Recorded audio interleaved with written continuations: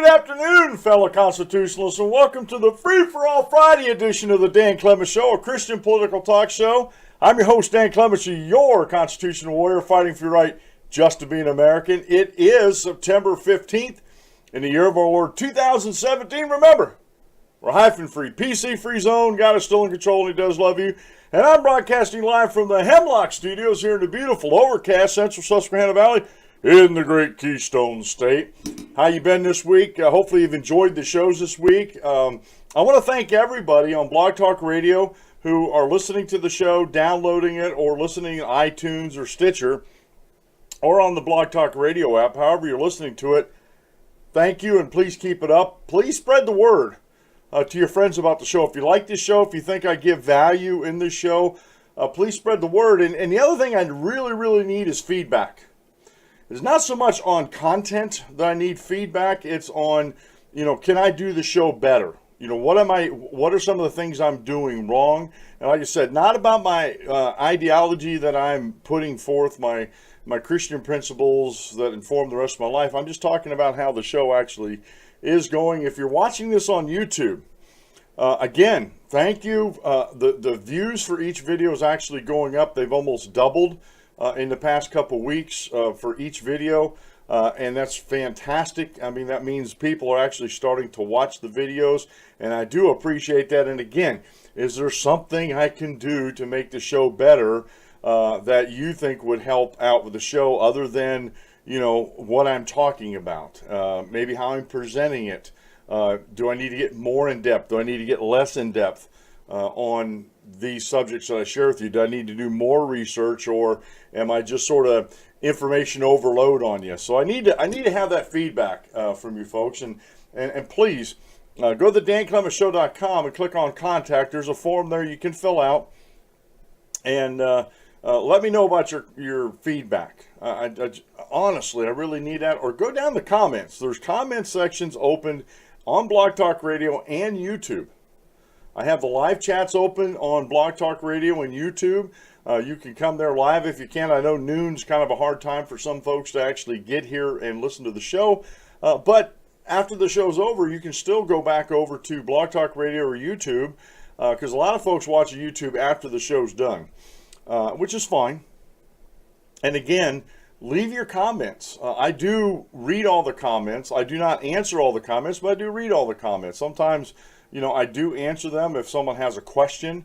If someone's making a snarky remark or something like that, I may respond to it, but, it's not been my habit too much to do that because, I just don't want to get into those type of word contests in the comments because they're for you. But you can there's a bunch of different ways you can ask me a question or give me some feedback, and I really would appreciate your feedback on that. Past couple shows, I think, in my opinion, have been some of my best shows. But, I'm my own worst critic. Sometimes I'm too soft on myself. I don't always go back and listen to the whole show. I know sometimes I do ramble a little bit. I do apologize for that. My head, while I'm doing the research for the articles for the show, my head gets filled up with so much stuff. And what I've been starting to do is organizing my show notes. I basically, when I sit down and do my show notes, I don't put them in any order. I read the article, this is something that we need to talk about, and then I put it on my show notes page. And in the past, I hadn't really reorganized things. So today I took a little extra time and organized them, and I'm going to start from the top and go to the bottom. I'm not going to, if there's some other stories that I want to share with you, if I have time, I'll get to them. But in the past, I've been sort of doing that backwards, and I'm going to quit doing that. My top stories, the theme I want to talk about, I'm going to get to that first, and if we have to spend the whole show on that, that's fine. If you want to know what else was on my mind for that day, you can go over to my show notes page at the danclementshow.com, and it's real easy to do that over there. All right, let me get down here. GearXS.com. It's an affiliate market of mine. And if you like what you hear on the show, you go to the danclementshow.com and click on the widget. And folks, they sell just about everything. Not a lot, but a goodly amount of things they sell are gadgets, or sort of like life hacks. But they do sell apparel. They sell camping equipment. and a whole range of things that are top quality products. So if you like what you hear on the Dan Clements Show and you want to support the show but you can't give me any money, that's fine. Go over to the DanClementsShow.com show notes page and click on the Gear XS widget on the show page there, and it'll take you over to their website, and you'll find some fantastic deals. Get on their email list so you can know when the deals are up and continue.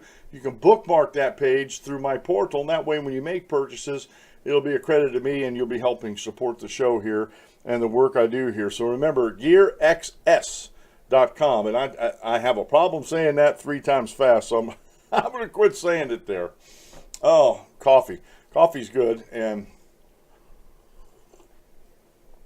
I just want to show you here. I don't want to drop this. This is my Don't Tread on Me mug that we got down at the Constitution Center in Philadelphia a few years back, and I love this mug. It's a bigger mug. It actually fits over the top of my heating plate, but it keeps the coffee warm, as it were. Okay, today, I entitled the show today, Constitutional Government or Bureaucracies? Which one is right? Now, if you've been listening to the show any amount of time, you know the answer to that already. I'm sort of preaching to the choir, but this is for new folks who might be joining the show for the first time and want to know what's going on here and see what some of the things that I talk about. I try to teach people. I try to share the research that I do and the knowledge that I have acquired. And so we're going to be talking about constitutional government versus bureaucracies. And as always, I use a series of articles that I find that help me formulate my thoughts on these things. And it's not that I don't already have the thoughts already formulated in my mind, but there's never a time in your life that you should quit trying to add to your knowledge. And maybe in your research, you might see something in a little different way that you never saw before that just adds to your being able to explain to folks, why a constitutional government is better than the bureaucracies. And if you're political like me, you know that I believe in sticking to the Constitution. The Constitution, Article 1, Section 8, enumerates most of the powers for Congress, and I think we should stay within the confines of that. And the bureaucratic state that we have today has ballooned outside of the constitutional constraints. And I got an article here. It's called The Constitutional Administrative State by Daniel DeSalvo over to publicdiscourse.com, and he posted this September 12th of this year. And it's a very good article. I highlighted some things in it I just want to talk to you about that I want to go over with you about. And this is very, very important. And one of the reasons, I shared the other day on the show four signs that politics are too important to you. One of the reasons why I do this, and I consider myself a Christian constitutional warrior, is because politics has a lot of effect on our daily lives, how we live our lives, and how the taxes we pay, the higher cost in goods because of regulations that the bureaucracies place on businesses, things like that. So I think it's important for us to look at these issues from time to time. And I haven't talked about bureaucracies for quite a while. I just came across this article at thepublicdiscourse.com, and I thought, you know what, Friday would be a good day to talk about this, because the preceding 2 days we were talking about, like on Wednesday we talked about beware the ethical humanist, and yesterday we talked about ethical and moral relativism. And the ideas and the policies that come out of these types of ideologies, they want to implement into law to force you to do something that you may not want to do. And this is where the bureaucracies come in. If they can't get it through Congress, then they try to go through a bureaucracy to get these, whatever their ideas, implemented through the bureaucracies. And this is very, very dangerous. This is a very, very dangerous ideology, because, and as we have been saying on this show for many, many years, that we are a republic, not a democracy, and there are huge differences between the two. But you'll always hear the folks in the anti-freedom crowd that when you put that forth, that idea, that they say, well, a republic is a type of democracy. No. It's not. It has democratic principles in it, but a republic is nothing like a democracy. I'm sorry to tell folks that, and it sends some people just spastic when I say that. You know, and a democracy is two wolves and a sheep deciding what's for supper. And a republic is that the same two wolves and that sheep, but the only difference is that sheep has a means to protect himself from the two wolves. That's a republic. Democracies have failed miserably throughout the history of the world. Miserably. And the thing about republics is they last only so long until the people find out that they can enlarge their own purses through the power of the state, that they can use their politicians to redistribute wealth and use covetousness and envy, as we talked about with Robert B. Reich last week, you know, about his, you know, against President Trump's tax reform, against the Republicans' tax reform. And the only thing he used throughout that whole presentation, and we broke it down last Wednesday, on last Wednesday's show, is covetousness and envy. No facts, just covetousness and envy. The only thing he cherry-picked situations or some facts out of there, and yet he didn't explain the whole story about them. So that, to me, if you're not going to tell people the whole story, then you're taking things out of context and you're lying to them. And that's exactly what folks like Indivisible Group, Common Cause, Let America Vote, that those three anti-freedom groups I've told you, would rather use the bureaucratic state to push their agenda rather than go through the constitutional means of getting their agenda pushed through. And so there's, like I said, there's a huge difference here. There's a huge difference. And remember when I talk about the scriptures, the context is king, because if you take something out of context, then you only have a pretext to a situation.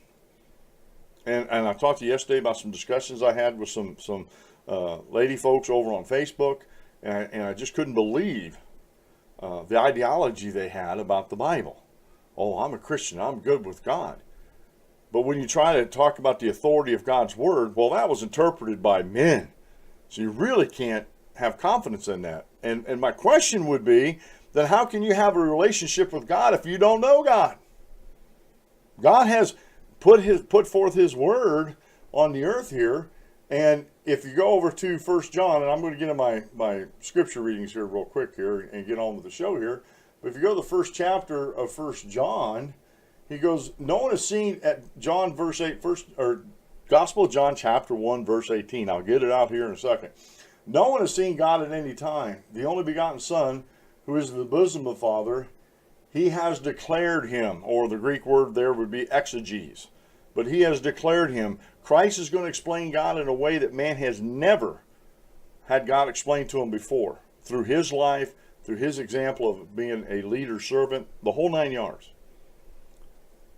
And so how can you, again, how can you be a Christian and say you have a relationship with God and you're a believer, but you don't believe in his word? That to me is an oxymoron. It just can't be. You cannot be a believer in God and say you're a Christian and not believe in his word. That doesn't work. That doesn't work at all. So today's daily Bible reading, it comes from 1 John. That's why I was getting mixed up here. 1 John chapter 4, verses 15 through 17. Whoever confesses that Jesus is the Son of God, God abides in him, and he in God. And we know, or we have known and believed the love that God has for us. God is love, and he who abides in love abides in God, and God in him. Love has been perfected among us in this, that we may have boldness in the day of judgment, because as he is, so are we in this world. As long as we're following God, as long as we're doing what God wants us to do, to be the type of Christians God wants us to be. That love has been perfected among us in this, that we may have boldness in the day of judgment. Because he is, as he is, so are we in this world. Remember that. quote meal comes from, I like this quote meal too, from Philip Yancey. There is nothing we can do to make God love us more, and there is nothing we can do to make God love us less. For God so loved the world that he gave his only begotten Son, that whoever should believe on him should not perish but have everlasting life. And today I like this short Bible lesson. It's not actually a Bible lesson, but a lot of folks like to mark up their Bibles and use highlighters and write in the margins and stuff. And there used to be, and I can't find it anymore, there used to be like a Word document Bible that you could actually print out, or a PDF Bible that you could actually print out that was wide margins. You could make the letters as big as you wanted for reading and stuff like that, but it still maintained these wide margins. You could put it in a 3-ring binder, and I knew some preachers that actually had those years and years ago, and they got them printed out at the local like Staples or copier store or something like that, and they had it in a 3-ring binder, and that was their study Bible. And they would go through, they'd make notes in the margin, they'd highlight some things that they'd want, and most of them that I knew, and so these are some hefty 3-ring binders. It was only printed on one side of an 8.5 by 11 sheet of paper, because they would take the back side and use that for notes for the next page if they needed to. But he goes through how to mark up your Bible without marking up your Bible by Wes McAdams over radicallychristian.com. And he's talking about using a specific Bible software, Bible Gateway, and you can save that stuff, you can print it, you can download what you're doing, you can actually highlight over there, make notes on the website. I have eSword. I can do the same thing. I can highlight things on it, I can make notes, I can save all those things on there. And I checked it out, and I'm going to start using both because Bible Gateway is a little bit easier to highlight than eSword, but eSword has some really cool resources that you can go through. So, how to mark up your Bible without marking up your Bible. So, if you're into marking up your Bibles, but sometimes you think it's too much, this may be your solution, especially in this electronic age. And he's a big Mac user, and that's fine. I'm not big on Mac, but if that's what you want, that's what you want. But I have Bible Gateway on my cell phone. They have an Android app for that and everything. So it's just sometimes I like to share these. I guess you can call them life hacks, as it were.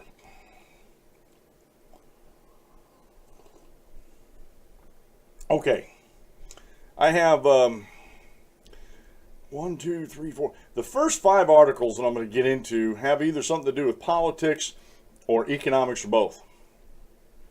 And there's a lot of times that you can't untangle the two.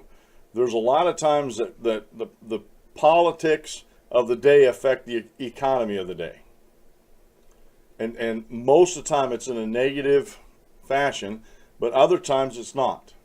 With these tax cuts, if Donald Trump and the Republicans get these massive tax cuts through, this will be such a boon to the economy, and this will be actually such a boon to the Treasury, because every time you have significant tax cuts, the revenues into the United States Treasury increase. They don't decrease. They're not static.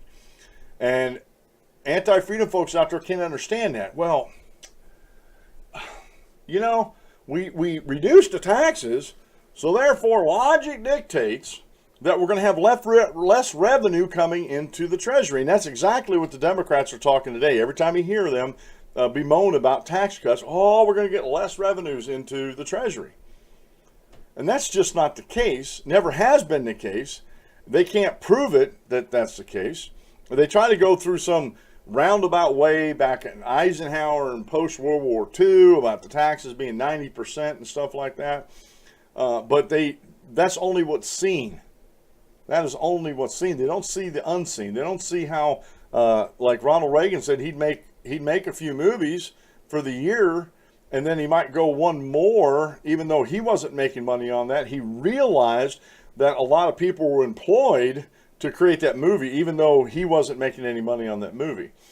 And so folks, they cut back on their savings, their investings. They try to shelter the money offshore. I don't blame them. And I think that's totally up to the individual if they want to do that. I don't think the United States should be involved in stopping people from putting their money in offshore banks that are outside our taxation system. You know, because if I made $1 million and paid taxes on that $1 million here in the United States, and I want to take a couple $100,000, that million that I have, you know, the whatever's left over that $1 million, and put it in a bank that's offshore and have them invest it in other investments throughout the world, and they don't charge me any taxes on that, I don't see anything wrong with that. Now, Democrats will tell you there is a lot of things. Oh, they're sheltering their money. Well, no, duh. You know, if I was a multimillionaire and you wanted to tax me at 90%, you'd only do that for 1 year, and then the next year I'd be sheltering as much money as I could offshore, because that's ridiculous. The government does not need 90% of anybody's money. And the only reason why you got the Bernie Sanders types out there, these Democratic socialists out there that convince all these people, because these people are covetousness and they're envious of somebody else's success, and they do not realize, this is the important part, they do not realize that if it wasn't for free market capitalism, they wouldn't have all their little goodies like their iPhones and iPads and their Android phones and their notepads, their laptops, YouTube, cameras, microphones, soundboards, everything they need, you know, to get on the internet or to be a presence on the internet. They wouldn't have that if it wasn't for free market capitalism. It wouldn't work. I want to see Bernie Sanders and his acolytes go start a country up on socialistic ideas, on democratic socialism. I want him to do that. No free market capitalism at all. I want them to start a country up under purely socialistic ideas and see how long it lasts. Russia didn't last long. China didn't seem to last long. They all fall by the wayside. Venezuela, Maduro, I might have to become a dictator. Dude, you are one. You are one already. And they suspended the Constitution, or they're trying to rewrite the Constitution with his cronies. And the people aren't having nothing of it. Socialism doesn't work, folks. Communism doesn't work as far as a political philosophy mixed with the economy. It doesn't work because it's based on sins. It's based on the lies of like Engels and Marx and the Communist Manifesto and Lenin and all these lies. Oh, these people in capitalism are stealing from you. They're stealing your labor. And they don't understand capitalism. They don't understand labor markets. Matter of fact, Robert B. Reich is a labor lawyer, and I still don't think he understands the labor markets like some people think he does. Because you can't understand the labor markets and get the rest of the economy wrong. How does that work out? And the same way with this Constitution over bureaucracies.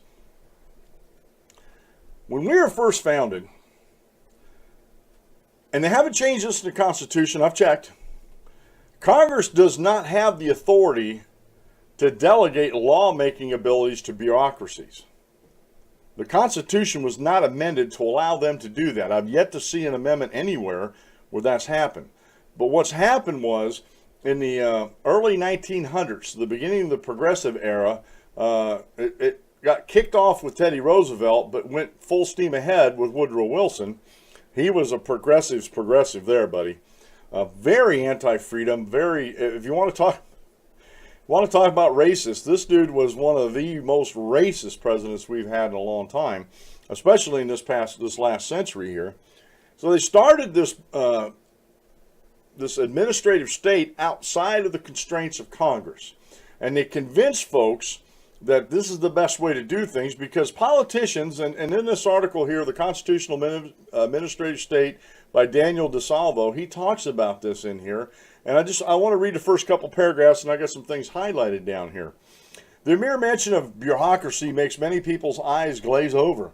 Even attempts to gin up interest by using scary-sounding terms like the deep state have yet to hold the public's attention for very long. Yet bureaucratic power is the source of heated debate among politicians, intellectuals, and scholars For liberals, the administrative state is the positive force by which modern government remolds society to make it more democratic, egalitarian. For conservatives, it elicits concerns about an unconstitutional fourth branch of government that threatens to make a mockery of liberty and self-government. And I want to do something here real quick. I keep forgetting I have the ability to do this, and I do apologize, folks. For those who are on YouTube, I'm going to get this put up on YouTube real quick here while I'm rambling on. It won't take but a second here. But anyway, there's a book, in a rich, detailed new book, Bureaucracy in America, the Administrative State's Challenge to Constitutional Government. Political scientist Joseph Postel analyzes the evolution of the administrative state and assesses its constitutional standing. All right, now let's get back over here. This is for all YouTubers out there. Like I said, I do apologize. I forget I have this ability sometimes, you know. And like I said, I do apologize. Oh, okay. He argues that there is an unsolved tension between modern bureaucratic power and American constitutionalism. To make his case, he traces the development of administrative power in the American political system from the founding to the present. He seeks to show that throughout the 19th century, the bureaucracy was held in check by constitutional constraints. It was only after the progressives of the early 20th century developed new models or new modes of bureaucratic power, which largely had to wait until the New Deal to be implemented, that the administrative state exceeded constitutional barriers. Today, the bureaucracy is largely based on, not on constitutional, but on progressive principles. Postel succeeds in telling what is admittedly dense and complex history. Administrative law tempts scholars into their vague abstraction in an effort to cover a wide range of government activities or mind-numbing detail in an effort to get to the core of agency decisions. Mercifully, Postel avoids both temptations, steering a middle course that is accessible and readable. Although he leaves some important questions unanswered, his book is a good foundation for more productive conversations about the contemporary administrative state. Now, I just want to get down here, and he talks about the founder's vision of power, okay? And he talks about the, let me see where we're at here. One of these days I'm going to figure out how to get everything over, like Word documents, everything on here. Let's see, Postel argues that throughout the 19th century, the administrative state adhered to the founders' principles of republicanism and separation of powers. The founders' definition of republicanism entailed that all laws must derive from elected representatives, which came to be known as non-delegation doctrine. In this view, Congress could not delegate powers to the departments because doing so would undermine,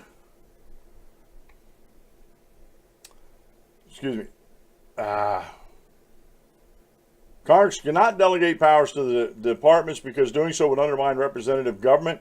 In the Jacksonian era, Congress largely upheld the non-delegation doctrine. President Jackson, Postel shows, it reinforced the principle of a unitary executive responsibility for administrative actions, firmly establishing the president's power to remove officers at will. The removal of power facilitates the spoil system, as presidents from a new party could remove officials appointed by previous presidents or the prior party and install their loyalists. And let me stop the reading there. That's one of the major problems with the bureaucracy, even back then, because once you start going beyond the Constitution, and even like I said, during the Jackson presidency, it seemed to largely be intact according to Mr. Postel, but there was still cronyism going on there as far as putting your people in charge of the different things. And quite frankly, okay, you know, maybe that's not a good thing, but I don't see it was an entirely bad thing, because every time you change presidents, you change heads of departments and stuff like that that are in that bureaucracy. I don't see anything wrong with that. Because it doesn't allow these people to get entrenched and be in there 30, 40 years and to be, give them more time to be corrupted even further. Okay? But then we get in here the ascent of the progressivism. The real change, Postel argues, came in the early 20th century when progressive reformers advanced a new theory of administration that rejected separation of powers and representation and sought to reduce judicial review of administrative actions.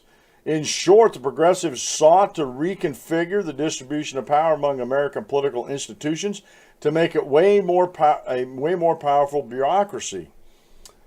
First, they pushed for a greater direct democracy. I'm just going to highlight all this right down here.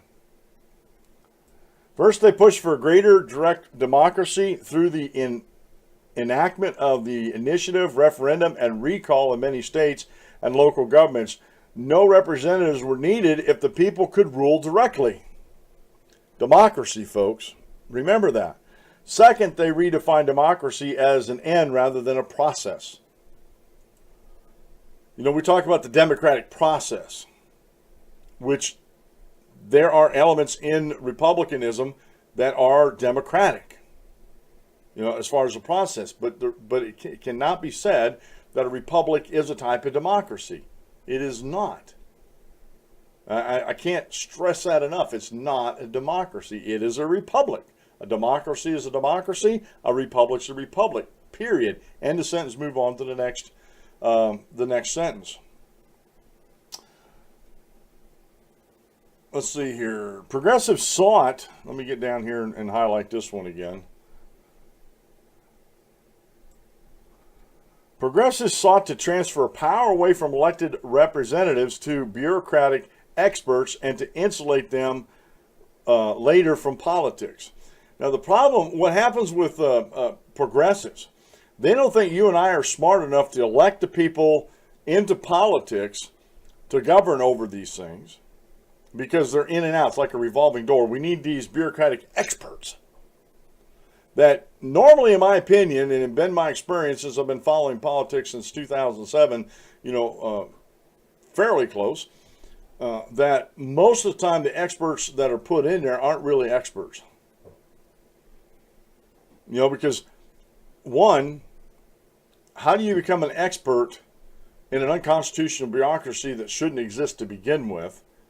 And they're not there or shouldn't be there to try to solve any problems of the American people. And that's why we have so many issues with the bureaucracies of today, is because they're not supposed to be there to begin with. Whatever they're trying to govern, those things are best left to the states or the local municipalities, where the people can actually decide for themselves whether the state's going to have this power or not. Progressives don't like that. The progressives do not like individual states' powers at all. They think that the federal government should be supreme and sovereign, and through the bureaucratic state, they can get all sorts of regulations enacted. Goes on down there, the progressives also sought to weaken the principle of separation of powers, and this is exactly what's happened through unionization. You can't just go through and fire folks, and because of the laws that are on the books. However, and I've stated this before, and I'll state this again, if you get through, if a president comes in or Congress comes in and they decide that a bureaucracy or a certain branch of government, not branch of the federal government as far as constitutionally, but a certain bureaucracy and agency happens to be unconstitutional, if you close it, defund it, and close it down, I could be wrong on this, but I don't think the government's under any obligation to continue your jobs. What are they going to do? Make it, squeeze you into another bureaucracy? I thought, according to progressives, these guys and gals are supposed to be experts in their fields, and if there isn't another bureaucracy that takes care of that, then how can they use their expertise in another bureaucracy or another agency? See what I'm saying? I mean, I don't know. I've seen companies shut down and actually get rid of the unions that way, actually shut down their plants and move all their operations to someplace else. I've seen Masonite do that. You know, they had a small plant out in Wisconsin, and it wasn't doing very good, and it was one of the few union plants in the system. So they just shut it down, and if the union workers wanted to transfer, they could transfer to other plants, but there wasn't a union in these other plants. I'm just saying that could be one of those things.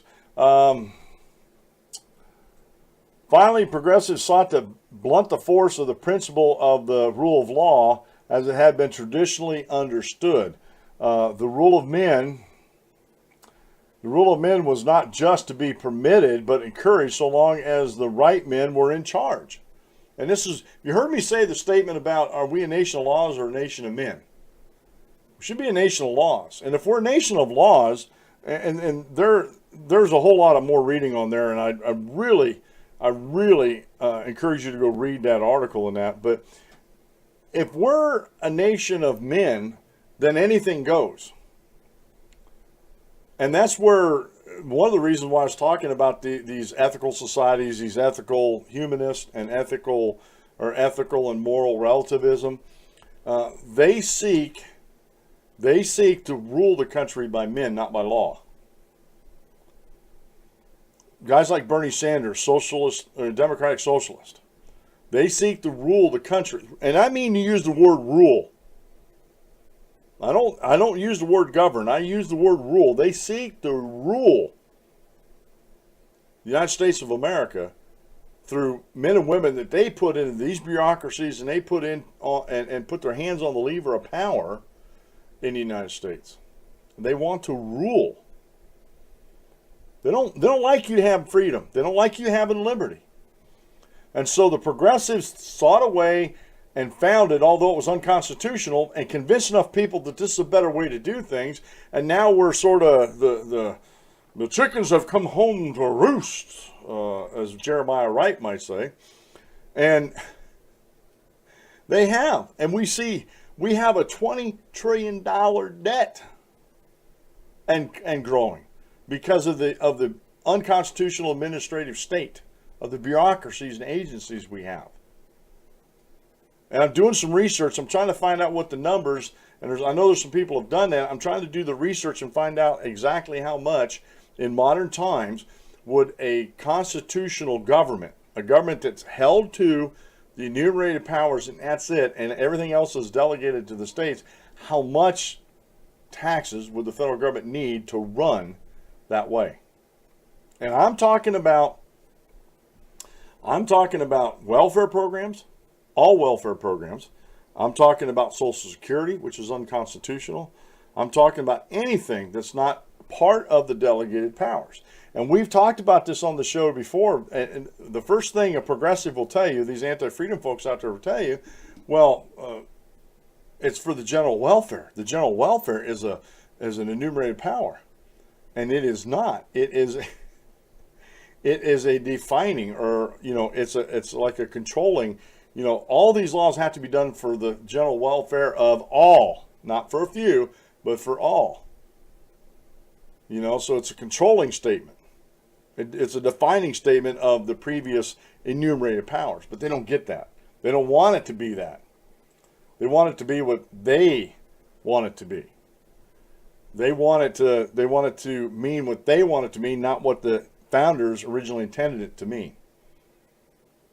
I see nothing wrong with going back and looking at the Constitution and keeping things in context and defining words the way they were defined back then to understand what the founding fathers were talking about. And so this bureaucratic state that we have, and honestly, I think state governments are too bureaucratic too.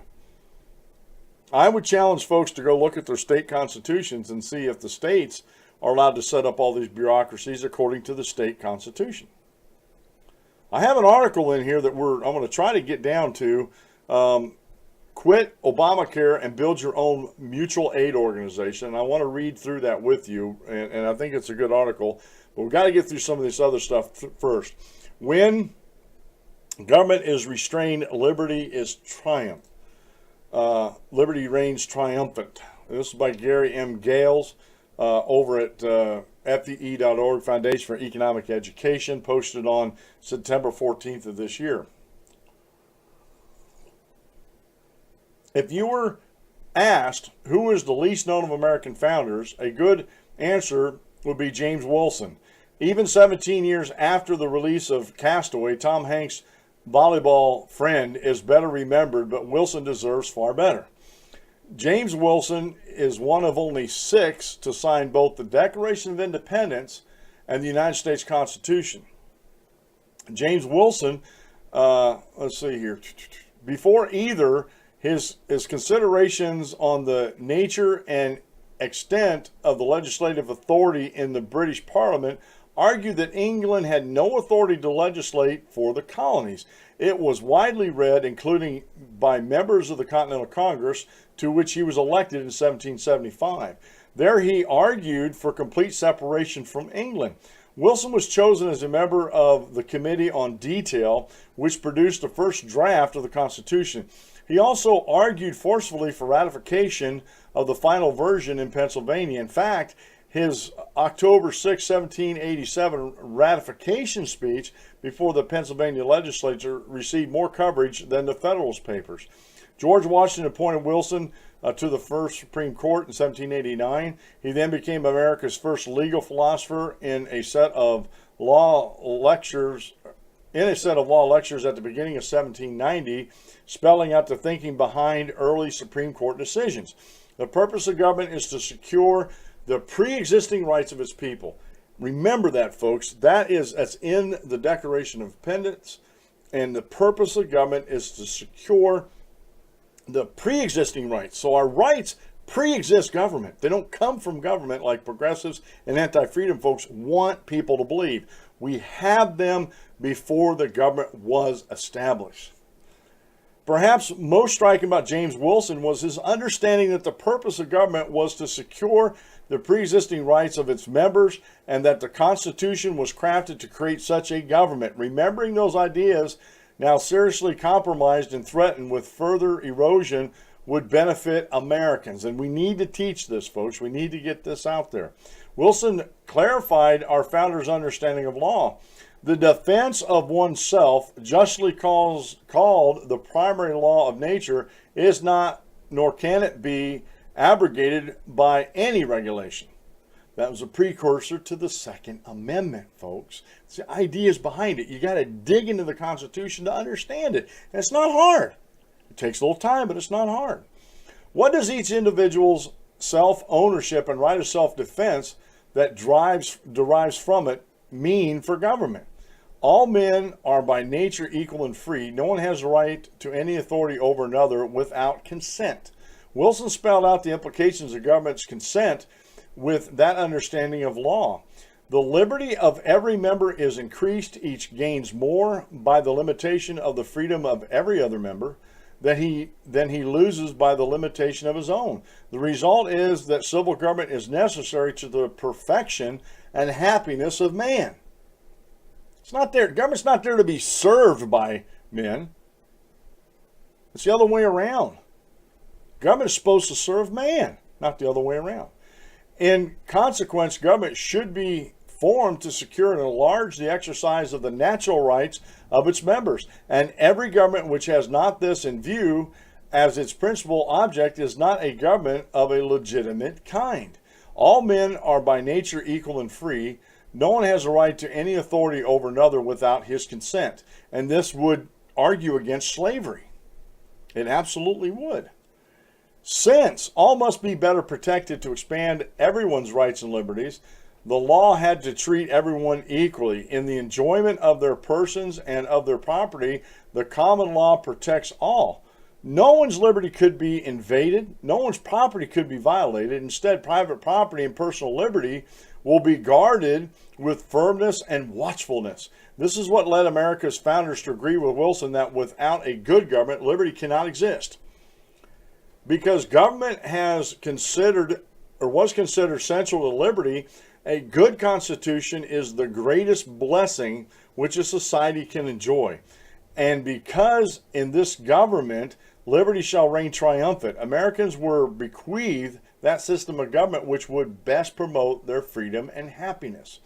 Because of the existence of those who would override our free choices, with their dictates, an important consequence follows. Among the virtues necessary to merit and preserve the advantage of good government are a warm and uniform attachment to liberty and to the Constitution. The enemies of liberty are artful and insidious. Against these enemies, a patriot citizen will keep a watchful guard. James Wilson was a great American statesman whose words reveal what was truly revolutionary about our experiment in liberty. His discussion of those principles upon which we ourselves have thought and acted, which echoed John Locke's recognition that just government exists for the good of its people, not the other way around, is worth relearning on his September 14th birthday. Although without liberty, law loses its nature and its name and becomes oppression. Our government has eroded liberty far more than it has honored and defended it. And this is, I want to go back to this real quick passage here that he talks about. Among the virtues necessary to merit and preserve the advantages of good government are a warm and uniform attachment to liberty and to the Constitution. The enemies of liberty are artful and insidious. Against these enemies, a patriot citizen will keep a watchful guard. This is part of why I do what I do here on the show. Remember me telling you a couple of days ago, I've been sort of going through this mental exercise on why I'm doing what I'm doing. I know how I'm doing it. I know what I'm doing. I was sort of wrestling with the why, and I had to go back and sort of rethink some things and go back to my roots as far as the show goes to get that answer and to really formulate that. And this, I read this article. This is one of the reasons why. You know, I want to persuade folks of the truth. And the enemies of liberty and truth are artful and insidious. And against these enemies, I want to expose them. I want to expose them to the world. I want to expose their falsehoods, their false ideologies. I want to expose them for what they are. They're enemies of liberty.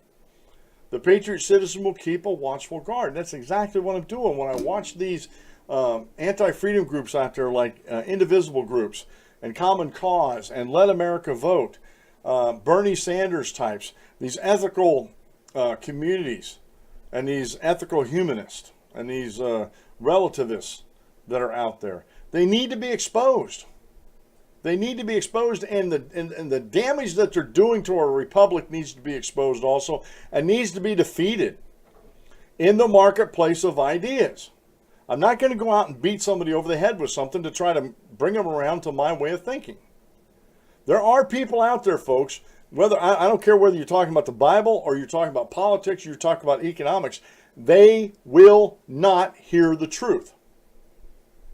They absolutely will not hear it. And they will not eat. I don't care, and this comes up a lot. I bring this up, and I don't bring this up to disparage anybody or lift myself up.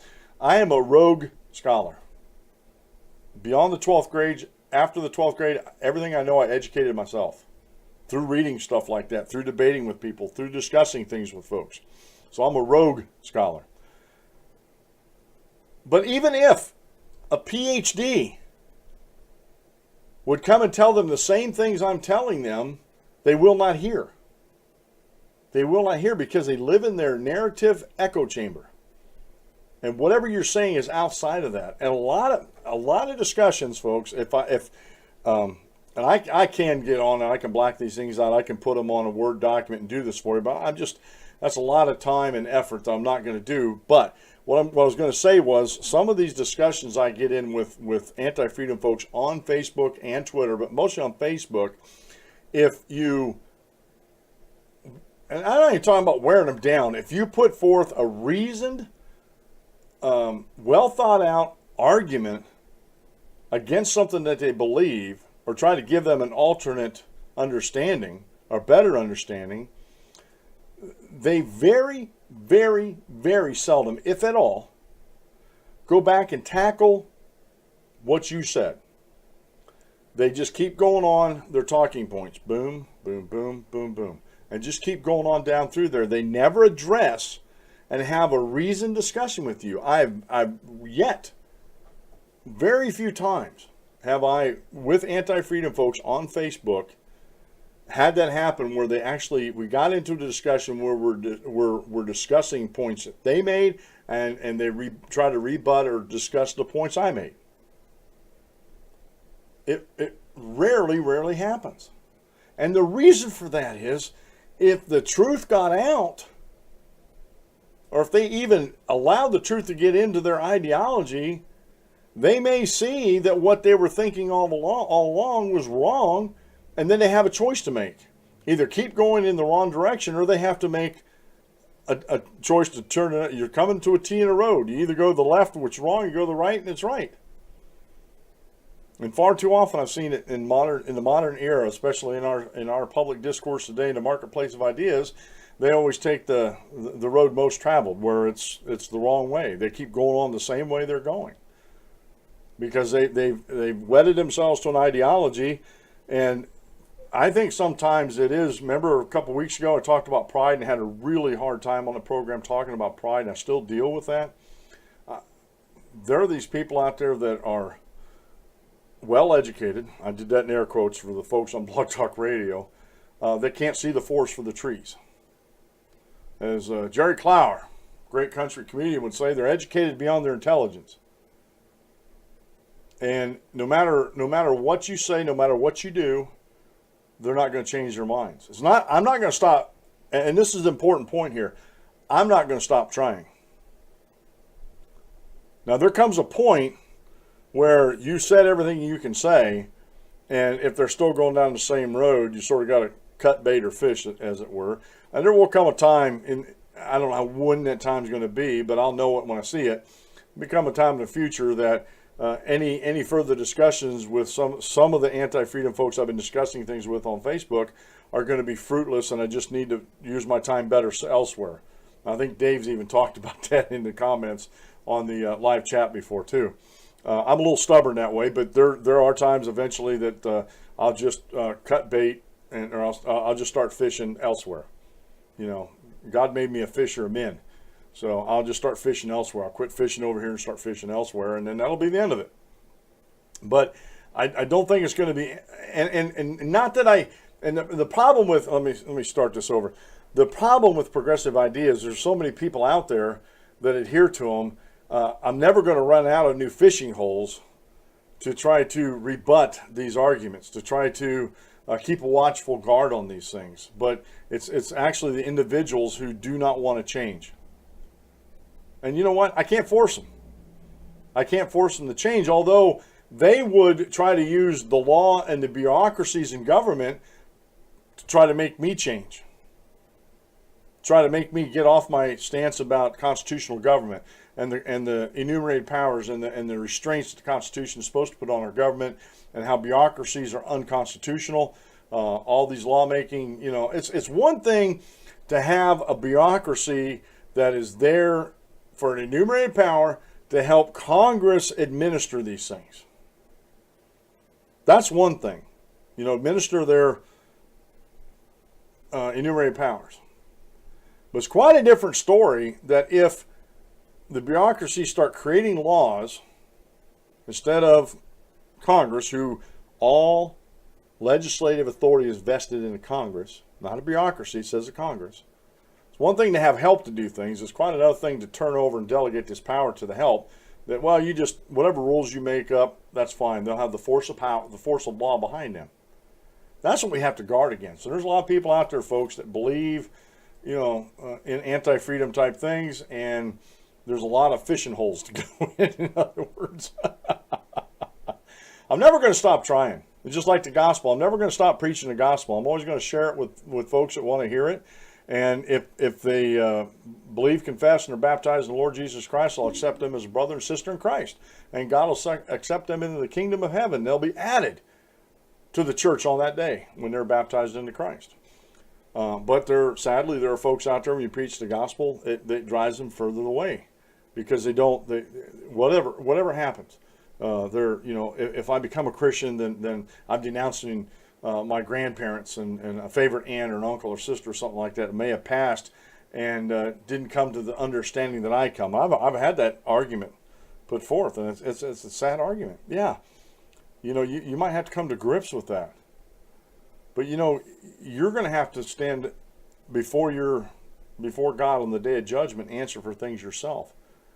And not your family can't answer them for you. And so it's a sad state of affairs. But we need to keep going, we need to keep fishing. All right, when it comes to reduced taxation, the numbers always add up. And this is, again, when it comes to bureaucracies, we don't always get the right story. We don't always get, especially with politicians who want these bureaucracies, they always look, and this is more economic than it is political, they look at the pie of the economy as just one pie, and it's finite. They don't realize in a free market economy that if there's one pie out there and there's too many hands in that one pie, then in a free market economy, I can turn around and get the ingredients and make another pie. Woo-hoo! That's good stuff, especially if it's rhubarb pie. That's real good stuff, right? So I can turn around and I can make a new pie. In other words, a free market economy is dynamic. It's not static. But some politicians and a lot of bureaucracies are involved with taxation and stuff like that. Everything's finite. You know, there's only so much of the pie, and that's it. Everything's static. And I'm here to tell you it's not. Freedom is not static. Liberty is not static. It's ever moving. It's ever guarding itself for those who take up the cause. So when it comes to reduced taxation, the numbers always add up. This by John Tammy over at Foundation for Economic Education, posted on the 14th of September of this year. And I love this first story here, and honestly I didn't know this. I didn't know this till I read this article. Apple is the world's most valuable company today, but in 1997 it nearly went bankrupt. Thanks to a $150 million investment care of Bill Gates, the late Steve Jobs was able to acquire the resources necessary to nurse Apple back to health. Jobs, Apple, and a world soon to be reliant on Apple's products were all very lucky thanks to Gates' wealth being so immense that he could risk an enormous sum on a formerly great company that many left for dead. What's important about Gates is that he had $150 million that he could afford to lose. That's key in this discussion here when it comes to the economy, and when it comes to taxation, when it comes to this common cause and indivisible groups trying to spread envy among its members and lie to them about all this. Without that $150 million that Bill Gates invested in Apple, Apple may not be here today.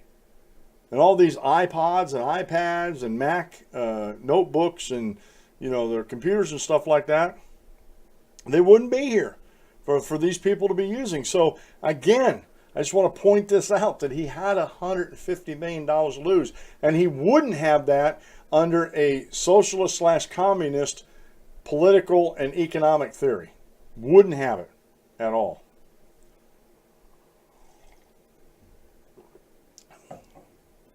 Gates' investment speaks to the crucial importance of the rich to economic progress. Precisely because they're rich, they have the means to invest differently than most of us do. Apple was no sure thing back in 1997, and evidence supporting the precious claim that it took an investment from the world's richest man to save the company. Millionaires invest their money, and this is something that progressives like Robert B. Reich, Democratic socialists like Bernie Sanders and their acolytes and their followers, they don't get this. They think millionaires just sit on their money, so they don't need this money because they're not using it. So we need to redistribute that to people who need it, in their eyes who need it. We are, and this is true, folks, because of our social welfare that we have here from the federal and state level, we have some of the richest poor people in the world. We do. People are dying to come to this country just to be poor, because it's a step up from where they're at. And if it wasn't for rich people, we wouldn't have this. Thank goodness for the rare individuals who can uniquely direct their wealth to companies running on fumes, but also to ideas with high potential that, by virtue of having high potential, also have strong odds of failure. Because the rich have money to lose, they can take a risk that the rest of us can't, and the economy gains immeasurably. The Post was saved by billionaire Jeff Bezos, and we're talking about the Washington Post. Bezos. Carlos Slim saved the New York Times. The problem is that policy types from the left and right don't necessarily see that way. Washington Post editorial board member Catherine Rampell sees it as an unfortunate and irresponsible that President Trump is hell-bent on passing a massive tax cut for the rich. And while Trump perhaps doesn't know why such a tax reduction would be great, Rampell should. Rampell, as mentioned, works for the Washington Post, and because she does, is likely more aware than most of the modern difficulties experienced by the newspaper industry. The Post was saved by billionaire Jeff Bezos. Carlos Slim saved the New York Times, and one can only hope that one or a few experimental billionaires will direct their untaxed wealth towards the Los Angeles Times. If Rampell hasn't picked up a copy of the later recently, she would likely find doing so illuminating for a read of what was once the world's most profitable newspaper, revealing that the Post might have become absent Bezos. And I'm going to stop reading there. This is what leftists don't understand. She wouldn't even have a job. And Jeff Bezos, he owns Amazon. So he has the wherewithal to step in and do this type of things. And if it wasn't for him and they just left it go by, guess what? Miss Rampell wouldn't have a job if it wasn't for a rich guy that bailed their company out that she works for. She can't even see that. It's no wonder we have a hard time talking to these people. They don't even live in the real world. They live in some fantasy world that's out there, that they just believe that all capitalism is evil. When it was capitalism, it saved their jobs to begin with. So they could put food on the table and clothes on the backs and a house and a roof over their heads. Oh. Instead, Rampell oddly argues that Trump's proposed tax cuts are problematic given her belief that at some point the U.S. government will have to make good on its accumulating debts through some combination of future tax hikes and spending cuts. Here's a novel idea. Why don't we go back to a constitutionally restricted government, get rid of all these unconstitutional agencies and bureaucracies, and get rid of the welfare state, have a safety net, but get rid of the welfare state as the way it is, and keep the tax levels where they're at, like what he wants to propose at 15%, let the economy grow, and we'll grow ourselves out of that debt. We'll grow ourselves out of that debt. But we got to cut government spending. These folks, they are clueless. They're supposed to be some of the smartest people in the room, and they're absolutely clueless on the things that actually affect them on a day-to-day basis. They really are. Credit markets and federal spending. Seemingly missed by Rampell and Ryan is that the credit markets have no fear of federal deficits and treasury debt. Not a bit. This isn't to defend government spending or government debts as much as it is to say that yields on U.S. treasuries and on the debt for G7 nations in general has been steadily falling since the early 1980s. As Duke University economist Professor Richard Salzman revealed in his endlessly excellent 2017 History of the Government Debt, the Political Economy of Public Debt, countries like the U.S. don't have debt problems now, nor do market signals indicate that they will in the future. While the average debt GDP ratios of G7 countries were 37.7% in 1980, the average interest rate on 10-year government bonds paid by those countries was 11.9%. Fast forward to 2000, when the debt GDP ratio for those same countries was 74.5%. The average rate was 5%, so it actually dropped. In 2000, we're talking about interest rate, it dropped from 11.9 to 5%. In 2015, with the debt GDP ratio having surged to 116%, the average 10-year government bond coupon was 1.3%. while Rampel and Ryan surely know public policy in ways that the average person doesn't, it's not a criticism of either one to say that they're less familiar with the markets for government debt. What they should know is that yields on Treasury, the interest rate the federal government pays in order to borrow, signal that investors think of future U.S. credit worthiness. That also yields have been plummeting for decades is fairly strong communication from investors that the U.S. Treasury doesn't have a looming revenue problem. And I will stop reading here. The biggest thing I see is we have a Fed. The Federal Reserve actually artificially keeps interest rates down because of the debt, because of the cost of servicing the debt. They know if they raise them, it's going to cost Washington more in the budget to service the debt. And this progressive ideology has been going on since the 1980s. Now, you may think I'm way off base here, but if I am, let me know. I don't think I am. The market for Treasuries aggregate voluminous information and yields have long indicated that future economic growth will be extraordinary, such that Treasury's ability to pay back monies borrowed will be rather simple. The deficit that Rampel and Ryan Express worry over plainly don't worry investors with a lot more or less than the pundit and politician or who are operating within the deepest, most informed market in the world. We're talking about the Treasury bond markets, folks. The seen and the unseen. You heard me talk about this a lot on the show here, folks. Indeed, we must always consider the unseen, as in the companies that would have been revived and the companies that would have been started had government been taxing and spending much less. Would the Los Angeles Times have already been saved, or perhaps the Washington Times bolstered as a more substantial form of competition for the Washington Post? Might a future Microsoft have secured the extra funding necessary to launch in unicorn fashion, or was there another hurtling toward the bankruptcy company that had Apple-style potential to revive itself if the super rich were taxed less so that they would have more money to direct in intrepid fashion? That's where Rampel and Ryan disappoint the most. Rampel laments proposed tax cuts that are unfunded, and Ryan, responding to Trump's proposed 15% corporate tax, says that at the end of the day, we have to make these numbers work. But once again, why? And that's the question. These guys, Ryan doesn't have a clue. He knows how government works, but he doesn't have a clue how the economy works. I probably know more about the economy than he does. I'm just saying probably. I'm not saying I do. Let's never forget that the federal government, whether its numbers work, such as the budget balances, or it's in deficit, such the Treasury must borrow, is not taxing or borrowing to stare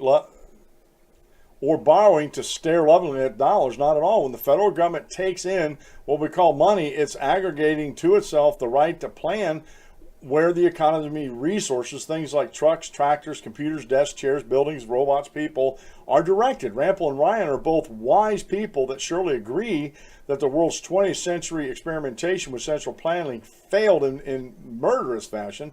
So why is it so important to them that the latter be tried even a little or a lot as evidence of our $4 trillion federal government?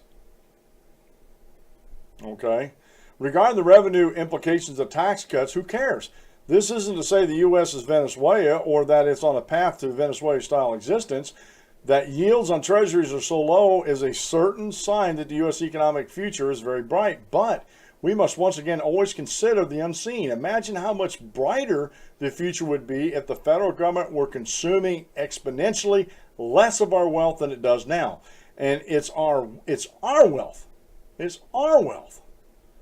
We know this, and so does Ryan and Rampel know this, as evidenced by their intense desire to make sure the federal government's tax numbers work. The Fed can only spend and pay off the debt insofar as we provide them with the means to do so through excessive taxation. The spending, debt, and obnoxious swagger of the federal government is ours. But again, when it comes to tax cuts, as in reductions in the penalties placed on work and investment, the numbers always work. They do because as free people, we don't owe it to the feds to fund their odd spending habits. Tax cuts always work because an economy is just individuals, and individuals are better able to prosper when governments are directing less in the way of the economy's resource. What failed massively in the Soviet Union and China and countless other countries, and still fails in Cuba, North Korea, and Venezuela in the 20th century, when governments aggregate to themselves near total control over the means of production. Similarly fails when governments aim to control a smaller portion of the wealth we produce. So, tax cuts do. Wealthy people do invest. They don't just sit on their money. They didn't get wealthy just sitting on their money. They had to invest it somewhere, somehow. Okay, and this, I thought, I'm just going to throw this in because I thought this was a fun one here about automation, and this has been in the news quite a bit. Automation replaced 800,000 workers. Then it created 3.5 million new jobs. And this is by Alliston, and I'm not sure how to pronounce the name. It has a GH on it, so I'm going to pronounce it with an H. Hafalfire. It's Norwegian or something. I apologize, Alston, if I got that wrong. I know I did. I butchered it. He posted this on September 14th also this year. These days, it's rough to avoid newspaper headlines warning that artificial intelligence is coming for your job. The problem is that often the only thing these oversimplifications get right is that there is, in fact, an important connection between automation and work. What's surprising is how many examples there are of AI acting as the catalyst for new hiring, higher wages, and happier employees. But of course, AI success stories aren't as exciting as the job-stealing robots narrative. The reality is that the impact of AI in the workforce is complex, nuanced, and still very much in transition. Worker-friendly outcomes. Here's an example.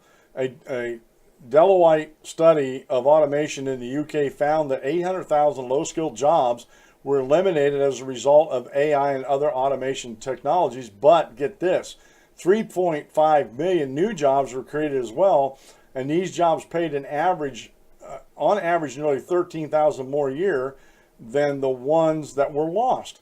Over the long term, creativity is what will distinguish humans from machines. Positive worker-friendly outcomes like this illustrate a more complete range of possibilities. Now, let me stop the reading here. There are links to that study in here that you go. I went and skimmed it, and it's pretty neat to see that. I've actually experienced it in the door plant that I was in. There's a lot of things that they were automating. They still needed workers on that automation. They still needed repair people on automation, but there was more work done by the automation, and therefore it made the company more profitable so they could expand their market and put on more machines to help do some of the mundane jobs that were actually hurtful to people, and actually create higher paying jobs like operators of these machines and stuff like that. Positive worker-friendly outcomes like this illustrate a more complete range of possibilities for automation. Technology is changing the way we work, and that's not in dispute. These changes can improve people's lives and lead to more creative, intellectually engaged workforce. AI often means that employees can spend more time on complex tasks for which they are uniquely suited, like interacting with customers and brainstorming innovative new campaigns. Over the long run, creativity is what will distinguish humans from machines, and not just the capacity for creative work, but the ability to reimagine what jobs might look like in the near future. And beyond that, to that end, there are 3 examples of companies using automation to create jobs and help their leaders develop a better business. Panera Bread announced in April that it would create 10,000 delivery driver and in-cafe jobs in response to the popularity of its delivery service. High customer demand for ordering soups and sandwiches through the chain's AI-powered digital platform led the company to decide to expand the service to 40% of its stores. The company said that its drivers would enjoy daytime hours and competitive wages and would further bolster the customer's experience. Panera Bread's decision to hire its own drivers rather than outsource deliveries to a third-party service could hint at another automation-driven trend. If all companies have access to the same cost-saving service expanding technologies, competitive advantage may come from different customer experiences, the sort of unique customer experience that comes from human creativity. The Marlin Steel factory in Baltimore is a classic case of automation driving innovation. When Chinese manufacturers undercut Marlin Steel's prices for its core wire basket product line, the company was forced to pivot. If it wasn't for robots, these guys would be unemployed. Marlin Steel purchased robot wire forming machines and began focusing on making high-quality precision products for companies such as Boeing and General Motors. It also hired more people and increased wages, attracting workers whose diverse backgrounds complemented the computer-aided production process around which the factory now revolves. Drew Greenbalt, CEO and owner of Marlin Steel, credits automation with not only providing a lifeline to the company, but also its employees as well. All of a sudden, they're super productive, and it's because we've given them the tools. It's robotics and automation, he said. Thank God for robots. If it wasn't for robots, these guys would be unemployed. Leveraging robotics helps Marlin Steel land major clients by creating higher quality products. The company's success suggests yet another positive side effect of automation, the opportunity for companies to enter into higher margin product lines. Staying competitive means always finding a new edge, a differentiator that inspires people to choose your company over the next. When AI and robotics replaced the need for 100 full-time workers at Boxed, New Jersey's facility, the online grocery startup retained and promoted them into different departments. Some of the workers became trainers teaching co-workers how to use the new fulfillment system, while others transitioned into customer service roles. A number of former temp workers became full-time employees and enjoyed a 13% pay increase. Boxed could have laid off workers whose jobs were automated, but they made a value-driven decision to retain their workforce. After spending millions of dollars to bring AI and automation to its fulfillment processes, Boxed could have cut costs if it had simply laid off the workers whose jobs were automated, but instead the company made a value-driven decision to retain its workforce. According to a recent study, 10,000 new AI jobs will be created in the U.S. alone this year. The disruptive nature of automation is forcing a conversion about the best way to use AI tools. But what will companies look like? How will work and productivity change? And even how might society evolve in response to these shifts? These are challenging and exciting questions to ask. So there are examples after examples after examples where automation does not displace workers. At the door plant that I worked at, it actually increased the workforce because there was more work to be done in other aspects of the factory, because they could machine and trim doors faster. Matter of fact, they may have to put up another machining center to keep up with the trimmer. They were talking about doing something like that. And it's all automated. But the thing was, they didn't lose workers in that automation. They shifted the workers around the plant to different jobs that were gone lacking. And they consolidated a bunch of tooling and stuff like that. I don't want to drone on about this, but again, the anti-freedom progressives out there, union workers, I don't want this automation. And yet, every automotive plant I ever delivered to when I was driving truck looked like something out of Star Wars with all the automation in there. And they still had their jobs. I'm just saying. I honestly, and this is just my personal thing, because I've stayed in some real crummy hotels over the years. I think they need to come up with some way to automate the cleaning and changing of sheets and stuff in the rooms, because some of these people, these maids and stuff, they don't get it. Whether their bosses are telling them not to, or they're just too lazy to change the sheets and get them washed and stuff like that. I don't know, but there's a good start there. Somebody could come up with a robot to do that. Finally, I'm not sure we're going to get through everything else down here. I do have, real quick here, I have some articles in here about the dregs of higher education damage our immigration system. And we're talking about some colleges and universities across this country that are fraudulently signing up students, getting federal money, but they're not teaching these students anything. These students don't even show up. And so there's a lot of fraud going on out there in the country. And that's not just voter fraud. the Foundation for Immigration Group, FAIR, on DACA negotiations. Democrats operating in bad faith. Republican leadership lacks commitment to the immigration reform agenda. Voters were promises by Dan Stein over at fairus.com. That last article was by David North over at CIS, Center for Immigration Studies.org. Amnesty for Dreamers won't solve policy flaw creating the dream dilemma to begin with. This is over at numbersusa.com. Why does God permit natural disasters by Andrew P. Napolitano. This is over on LouRockwell.com. Good article. Good article. The space race is now privatized, but you will still be paying for it, by George Ford Smith over at Mises.org. He's talking about SpaceX, Elon Musk company. Elon Musk, if you must know, is one of the biggest rent seekers in the world. He gets tax dollars from a lot of different governments, including the United States, to fund his company. If you wasn't getting all them tax dollars from these companies in these countries, I don't think Elon Musk's company, Tesla and SpaceX, I don't think they would exist at all. My humble opinion, I just don't think they would. And finally, one of these other ones I'm not going to get to today, but it would be a good read for you. It's over at Mises.org by Henry Hazlitt. This was something he wrote way back in the 80s, I believe it was. Human Action, Mises' Masterpiece. This is by Hazlitt, by Henry Hazlitt. Good read. These are some of the economic giants that I actually read and listen to. All right. Quit Obamacare and build your own mutual aid organization. This is over by Joe Coco over at Foundation for Economic Education. I like this. I do, because there's these groups out there that are working. There are doctors in Texas and elsewhere that are providing a prescription or subscription service for you that you pay so much a month and you get so much services that are just normal run-the-mill services. Anything additional to that, he can get discounts for you. You can buy catastrophic policies, the whole 9 yards. The free market has so many good ideas to take care of healthcare.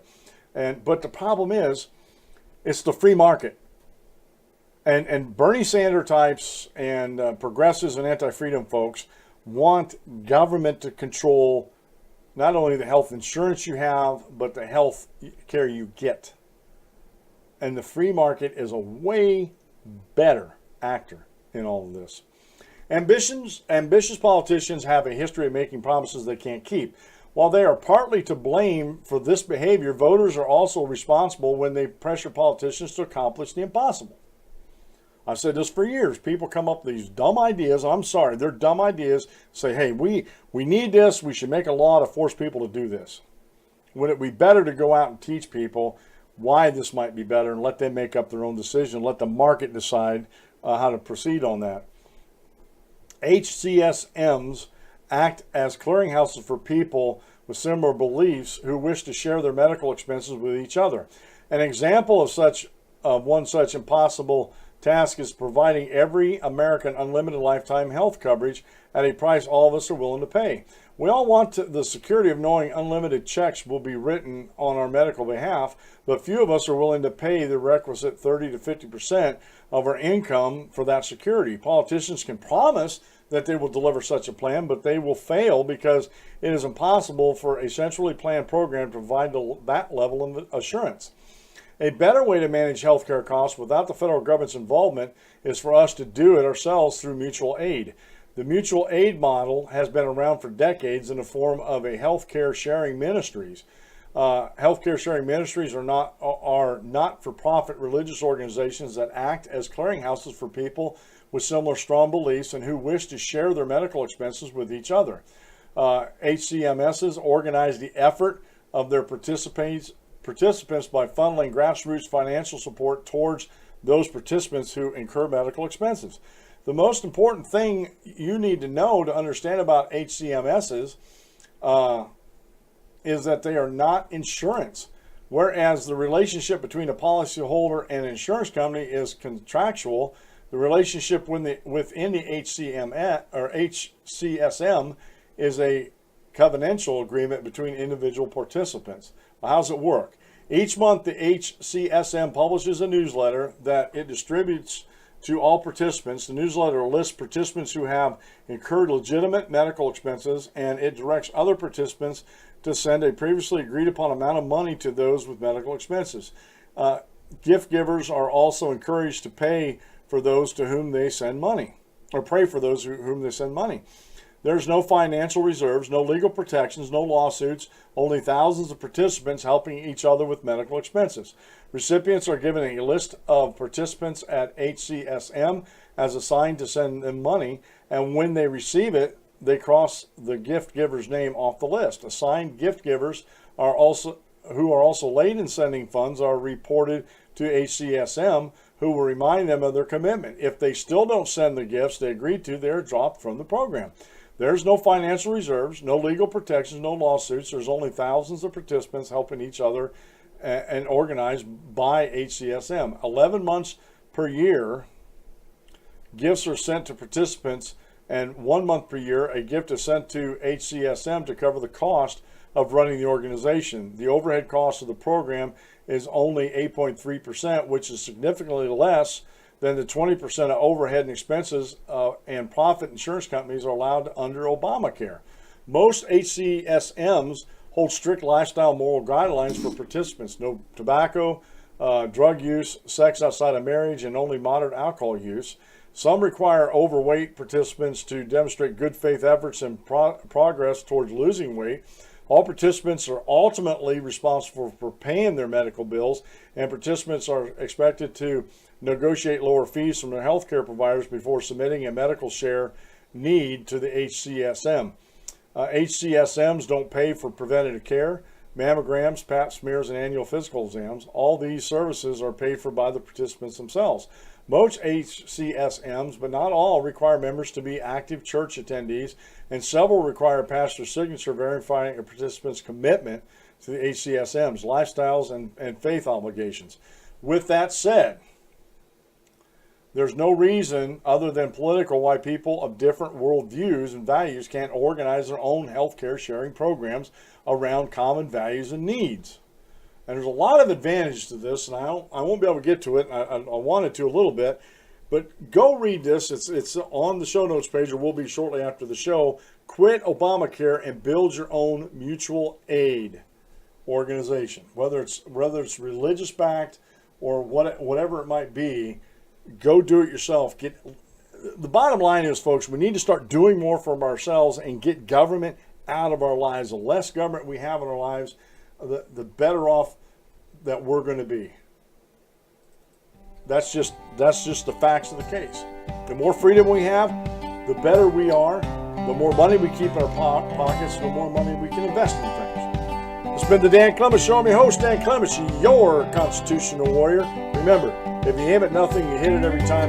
Have a great rest of the day, folks, and God bless. And remember, on Sunday, attend the Church of God's Choice. And we'll see you bright and early on Monday at noon.